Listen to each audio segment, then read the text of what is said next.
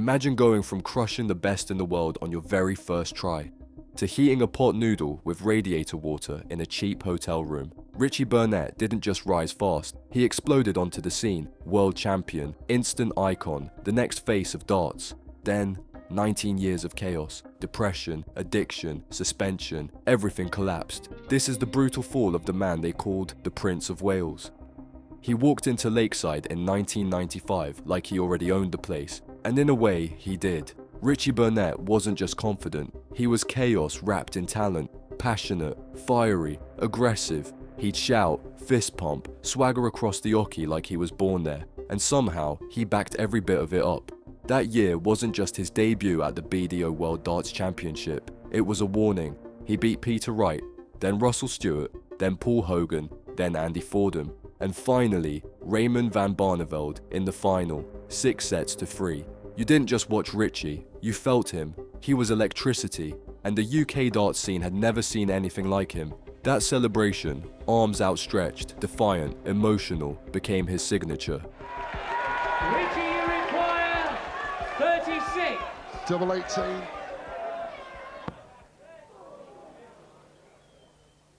Yes, it's there. Look at him standing, look at him applauding. The Prince of Wales had arrived, and people believed he was going to rule for a long, long time. Because Burnett wasn't a one-tournament wonder. He just won the Windmill World Masters the year before. He was crushing the Welsh Open, the Dutch Open, the British Match Play. He was ranked number 2 in the world by the time he made his Lakeside debut, and nobody could touch him.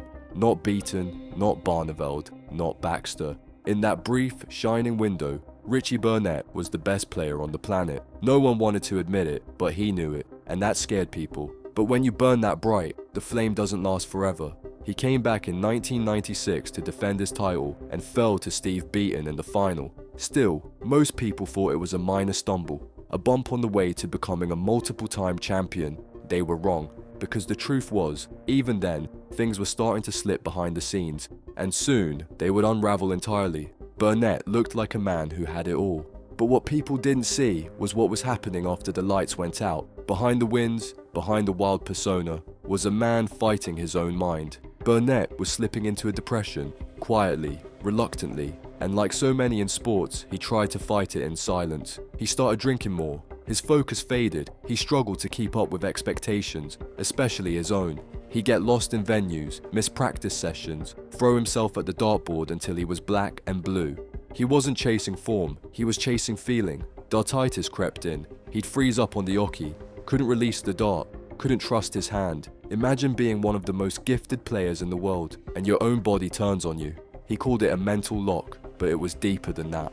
This was someone who wasn't okay and didn't know how to say it. In the late 90s, after his second World Championship final loss to Barneveld, Burnett slowly faded from title contention.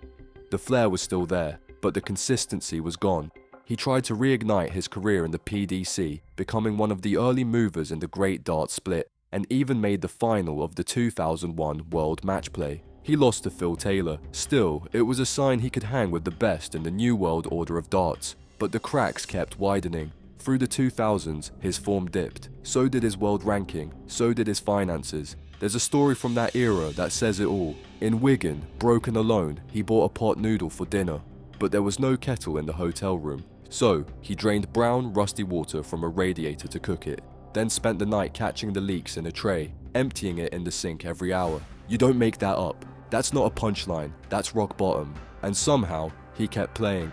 In 2011, he had a small resurgence, won a Pro Tour title, made the semi-finals of the World Grand Prix, but by 2014, it all came crashing down. A failed drug test, cocaine, suspension, gone. No interviews, no press releases, no goodbye tour, just silence. For nearly 2 years, the man who once danced across stages vanished, and most people figured it was over, because when someone falls that hard, they don't usually get back up, right? Richie Burnett disappeared like he never existed. No social media buzz, no sponsor statements, no come back soon interviews, just gone. He didn't plead his case in the media. He didn't try to justify anything. He just took it on the chin. I was offered half a sentence, he said once, but I'm no grass. I took the lot. That silence said more than any apology ever could. For a man who once ruled the Oki with bravado, the sudden absence was deafening, and for the fans who remembered the '95 legend, it was heartbreaking. Not because of the failed test, but because nobody knew if they'd ever see him again. He stayed away for nearly 2 years. No ranking, no invites, no cameras, just a man sitting in rooms alone, throwing darts at a board, waiting, thinking. He said he never stopped practicing, that he still loved the game, still wanted to compete. But love alone doesn't fix what's broken. He came back quietly in 2016, starting from scratch. The Challenge Tour, the darting wilderness, no walk-on music, no fireworks, no press. Just a man, older now, with less swagger and more scars. Most didn't even notice he was back. And honestly, maybe that was the point. He wasn't chasing fame anymore, he just wanted to play. He'd lost his tour card, lost his ranking, lost time, but not his fight. Richie Burnett hits a 9-darter! Get in there, the Prince of Wales! In 2017, at 50 years old, he made one last push and regained his card through Q School, beating Paul Nicholson in the final round. No celebration, just relief. You could see it in his face. This wasn't a comeback story for the cameras, it was for himself. And yet, even then, he didn't get a fairy tale ending. He couldn't qualify for major tournaments. His name didn't get mentioned in pundit debates. He was just there, grinding, on a dead leg, with no sponsors, playing for scraps. By 2020, most assumed he'd finally stepped away for good, but they forgot who they were dealing with. Because if Richie Burnett is anything, he's stubborn. January 2022, Q School, the place where dreams are either reborn or buried. And there, standing among the hopefuls, most of them half his age, was Richie Burnett, 54 years old, limping, knee shot to pieces, no hype, no entourage, just grit. This wasn't nostalgia. This wasn't some world champion coasting on old memories. This was a man with nothing left to prove and nothing left to lose. He called it his last dance. He said, "I've worked so hard to be here, I had nothing left." He almost didn't show. His leg was that bad, and when he did show up, he couldn't even stand straight. "I was playing on one leg," he said, but he kept throwing. And somehow, he made it through the madness of Q School. He won back his tour card, against logic, against odds, against pain. The emotion on his face when it was done, pure, unfiltered. There was no celebration, no look at me moment, just exhaustion, gratitude. This was for the people who never stopped believing. This was for the parts of himself he thought he'd lost. It didn't matter what came next. He'd already won, but then he kept going. In March 2023, he stormed into the quarterfinals of the UK Open, took out Peter Wright, the world number 2, on the way. Does it all come down to this?